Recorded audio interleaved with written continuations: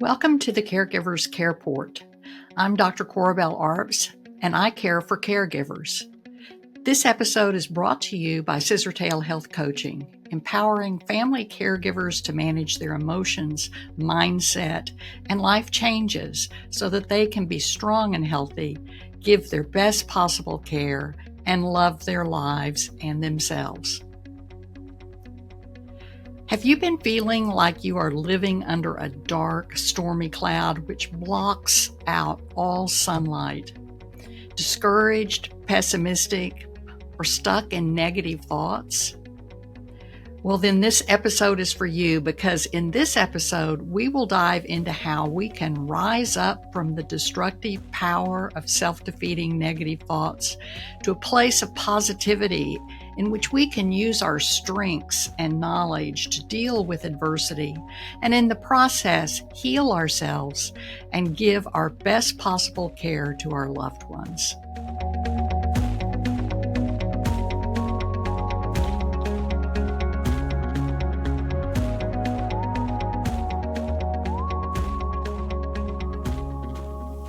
Have you ever felt like your own worst critic, or been really hard on yourself when things don't go the way you had hoped and worked for? Or do you criticize yourself in a tone, intensity, and a negativity that you would never direct toward a friend? Do you beat yourself up and judge yourself a failure because you didn't achieve a goal? Well, you're not alone. This tendency is sometimes just our brain overreacting with exaggerated or unrealistic thoughts to a situation which it perceives as threatening. You see, there dwells inside of our brains this wonderful ability and task of keeping us safe in the face of imminent danger. It triggers uncomfortable emotions which serve the purpose of alerting us to possible threats so that we know something here is not right, it's not safe. Well, this is normal. But sometimes that alerting part of our brain may trigger thoughts of doom and gloom in situations which really aren't dangerous and don't require a protective, immediate response in order for us to keep ourselves safe. In other words, not every alert signal is triggered by a grizzly bear running towards us. Sometimes these signals are triggered by situations which need to be dealt with, for sure, but they don't threaten our safety, and they're things that we can manage. Our negative thoughts may be triggered very quickly based on previous life experiences that we've had and the conclusions that we drew about how the world and life works based on our past experiences. Our brains try to make sense of them and then prepare us for dangerous situations which happen in the future. When life presents us with a situation, we usually decide what meaning the situation has for us almost immediately. That meaning is what we call the frame, or the viewpoint from which we see it and form opinions about it. Our viewpoint or frame of current or future situations is based on our past experiences. And huge, significant life events can change our perspective and our thinking and our beliefs about ourselves and the world. Experiences such as war, trauma, losses, or severe illness can change how we view things. We may adopt an attitude of negativity and expect that life events are and will be negative in our lives. We may be so full of negative thoughts that we view our lives as solely tragic. And we fail to meet challenges with grace, and we don't recognize the silver linings or the opportunities that difficulties may present. Even if you haven't tended to be negative in the past, maybe you notice that you've become more that way now that you're caregiving and coping with all the ramifications of a loved one's illness or disability. As a family caregiver, you likely face numerous challenges daily that can lead to stress and anxiety, and there's no shame in that. It's just your thoughts trying to prepare you for the worst. But not all situations are all bad and threatening. So the challenge for us is discerning which brain alerts are about something catastrophic and require immediate heroic measures to stay safe, and which ones can be successfully dealt with in a more measured way. Because the problem with catastrophizing things globally and harboring negative thought patterns that just come up automatically is that because of those thoughts, you will suffer more stress, have less hope, and less confidence in your own abilities. And it will make it even more difficult to care for your loved ones and maintain your own health and sanity. For caregivers, these thoughts might be something like, no matter what I do, I can't seem to make any difference. Or, I hate everything about my life right now, and there is nothing I can do about it. Or maybe, I don't have the experience or training for this. I just want it to be over. But when I think like that, I feel really guilty. Those kind of thoughts bring us down and really demoralize us. They become part of a vicious, downward spiraling circle which moves from feeling threatened and scared to thoughts of imminent doom to a belief that we are a failure, a victim, and we are trapped. And if we continue on thinking like that, we begin to believe that that is just how it is in our lives. That no good will come to us, and that we begin to automatically live out that belief by thinking and behaving as though it is true. And we unwittingly make it come true for ourselves because that is what we believe. We've probably all heard the term a self-fulfilling prophecy. And in that process, we lose sight of our strengths and our motivations, and we lose sight of our visions for the future and our goals. When we're living in that dark place and another challenge presents itself, because our thoughts and beliefs are already living in a negative, hopeless, and helpless landscape, we believe we're not competent to deal with the situation, and those negative thoughts and beliefs immobilize us, and we live them out as though they were pre-written in a movie script. One of my favorite quotes comes from Henry Ford. He said, "Whether you believe you can or you can't, you're right." So, how can we change those negative thoughts and help ourselves feel better and rise up and use our strengths to ground ourselves and problem solve, to plan and then carry out our plans? Well, remember that these thoughts spring up from a viewpoint or a framework based on a past experience. And that past experience colors how we see the world. The trick is to step back and examine these thoughts to see if they really do apply to the current situation. What is the reality of the here and now?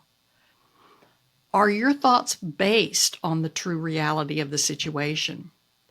And when you place yourself in the position of a neutral, non-judgmental observer of the situation, you're putting yourself in a very powerful position because you're opening the door to seeing not only the threat, but also your options and your opportunities.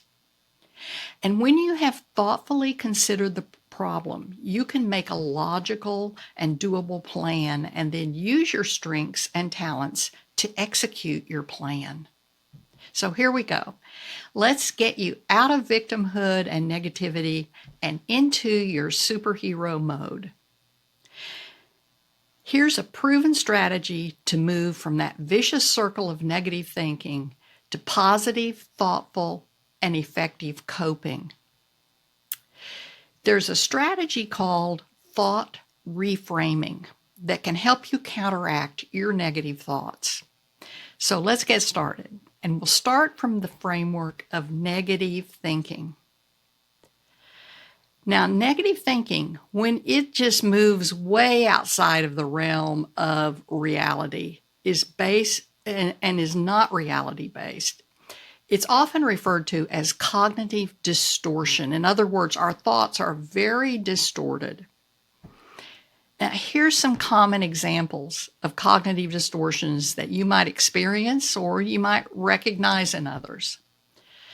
The first is catastrophizing, and that is imagining the worst possible outcomes or exaggerating the severity of a situation. For example, you might think, well, if I make a mistake, my loved one will suffer terrible consequences. Very exaggerated in most situations. The second is personalization, and that's everything hinges on you. And blaming yourself for your loved one's condition or setbacks, believing you are solely responsible for the outcome of the care.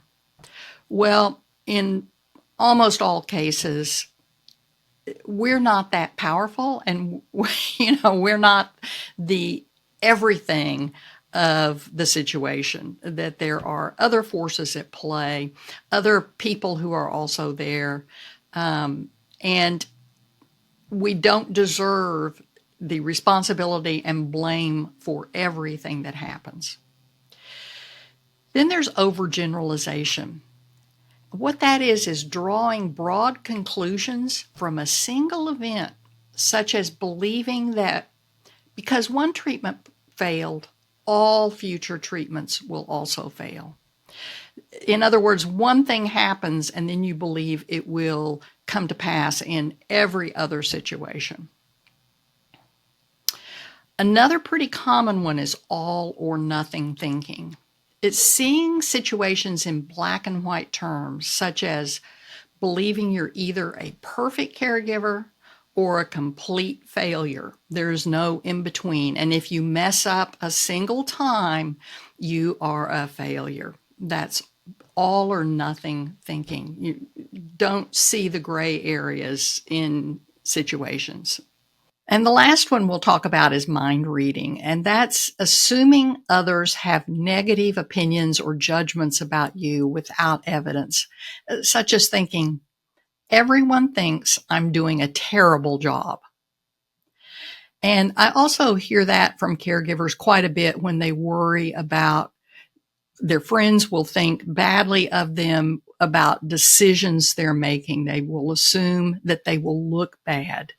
Without any evidence that their friends would think that. Well, why is it important to get rid of these kinds of distorted thoughts? Well, they make us sick. They increase our worry. They make us feel like victims and that we're helpless, and they're just demoralizing, and they sap us of energy. On the flip side, there are many benefits from positivity. And I don't mean a kind of Pollyanna making up things that are positive to try to convince yourself that things are better than they are, but a kind of positivity which is really reality based, where you're able to see the good in things or how you can resolve problems and how you can do good in your life and in your caregiving. And here are the areas that really will benefit us when we become more positive, just to kind of raise our motivation to shoot for positivity. First of all, it reduces our stress and anxiety. By challenging and reframing negative thoughts, you can reduce the intensity of your emotional reactions and cope more effectively with stressful situations. For example, if you find yourself catastrophizing over a minor setback, you can reframe the situation by recognizing setbacks are a normal part of the caregiving process and do not reflect on your competence. Positivity will also improve your self-esteem. Thought reframing to positive thoughts helps you challenge those self-critical thoughts and helps you develop a more positive self-image, which is also really more truthful. This can lead to increased confidence in your caregiving abilities and a greater sense of self-worth. And positivity will also enhance your problem-solving skills, because by adopting a more realistic and positive outlook, you can approach challenges with a clearer mind, and then you can develop more effective solutions. For example, instead of feeling overwhelmed by a difficult task, you can reframe the situation by breaking it down into manageable steps and seeking support from others. By seeing those little things, which you're very capable of doing, you can just progressively kind of reinforce that I can get things done. I can handle this. Kind of like going up a set of stairs. You don't go from the first step to the top of the flight in one giant step. You can see that there are many little steps you can take to get to your goal. It's looking at that staircase in a whole different way. Positivity will also better your relationships with the people that you're caring for and with others. Negative thinking really can strain relationships with those you care for and with other family members. Thought reframing can help you develop a more compassionate and empathetic perspective, improve your communication, and strengthen your relationships. And it will increase your resilience, because by practicing thought reframing, you are better equipped to handle the ups and downs of caregiving, and you're more likely to bounce back from setbacks and maintain a positive outlook in the face of challenges.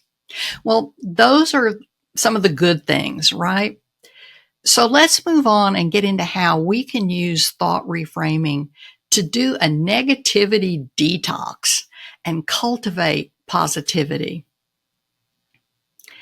The way you can do this effectively is not just to try to stop thinking those thoughts. That's really hard to do, and it doesn't work very well. But a better strategy is to replace them with something better. Thought reframing uses several techniques and strategies that you can use to do this. And the first is you have to identify when you're having the negative thoughts and what those thoughts are. So you become aware of negative thought patterns. Step back and pay attention to your self-talk and notice when you feel stressed, anxious, or overwhelmed. You might want to keep a thought journal to see what are the thoughts that come up repeatedly that you want to replace with more positive thoughts. And then you want to challenge the negative thoughts. Once you've identified the thoughts, the next step is to challenge them by examining the evidence for and against these thoughts. Ask yourself questions such as, what evidence do I have that supports this thought? What evidence do I have that contradicts this thought? And am I making assumptions or jumping to conclusions? And how would I view this situation if I were an outside neutral observer? Or how would I respond to a friend who had this thought? Because by critically evaluating your thoughts, you can identify cognitive distortions and develop a more balanced and honest perspective.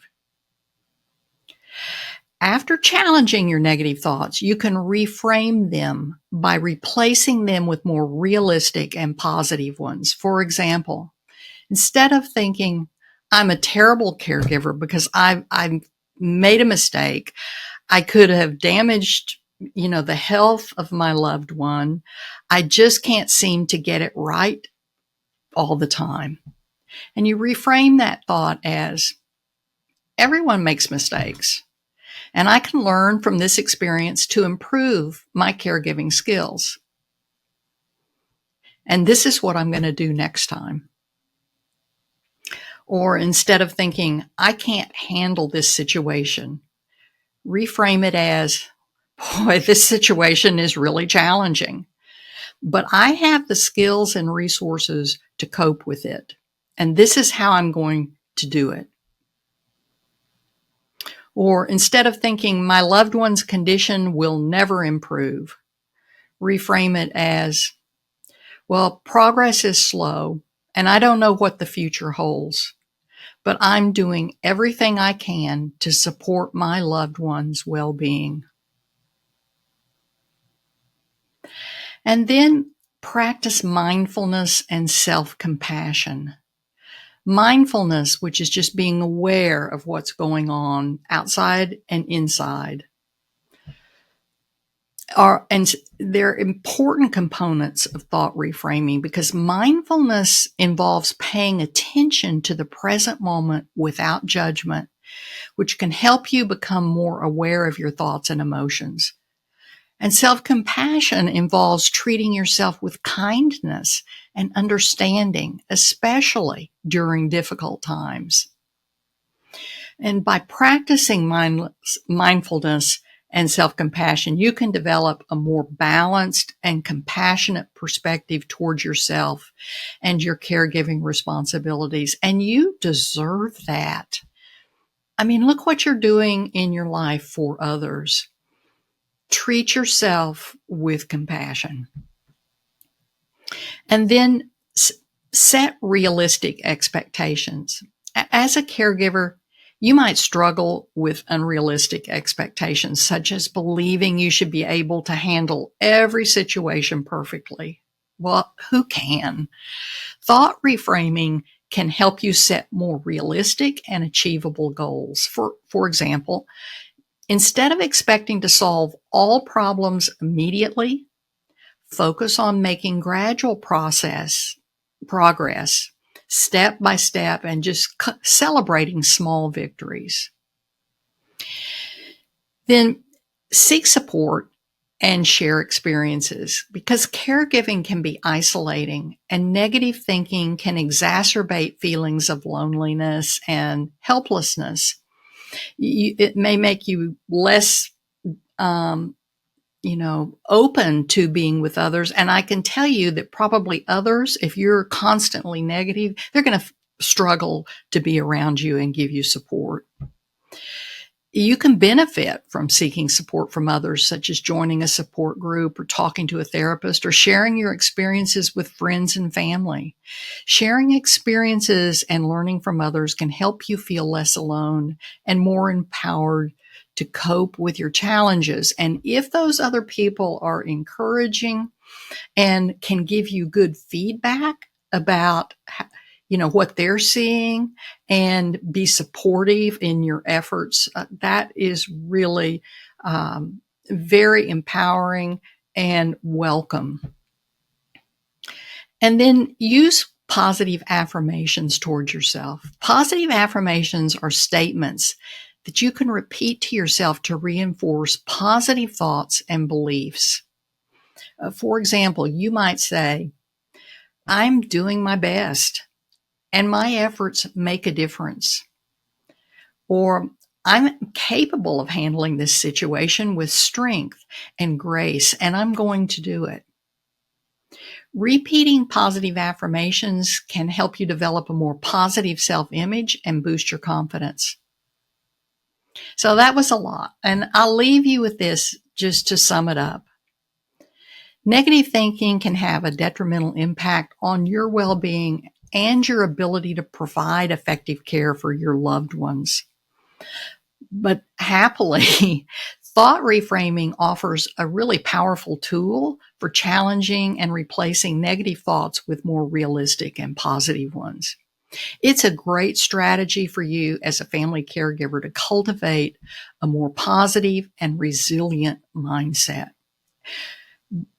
By identifying and challenging your negative thoughts, you can develop a more balanced perspective and approach your caregiving responsibilities with confidence and compassion. You can reduce your stress and anxiety, improve your self-esteem, enhance your problem-solving skills, and build stronger relationships with your loved ones. Also, thought reframing can help you set realistic expectations and maintain a positive outlook in the face of the challenges you will face. And for the cherry on the top, you'll not only improve your well-being, but you'll also enhance the quality of care that you provide to your loved one. Thought reframing is a surefire way to feel better, be healthier, and achieve better results in your caregiving roles. So give it a try and practice at it. It does require practice. It won't be, perfect the first time you do it. And there'll be times you forget to do it, but keep plugging away at it and then enjoy what happens in your life. If you have benefited from this or other episodes of the Caregivers Care Board, I invite you to subscribe and add us to your library so that you can receive notifications and new episodes and have easy access to our channel. If you'd like to work with me individually, you can contact me through my website at scissortailhealthcoaching.com or email me at cba@scissortailhealthcoaching. Until next time, I send you my best wishes for health, strength, and blessings during your time of caregiving and after your caregiving is over. Take care.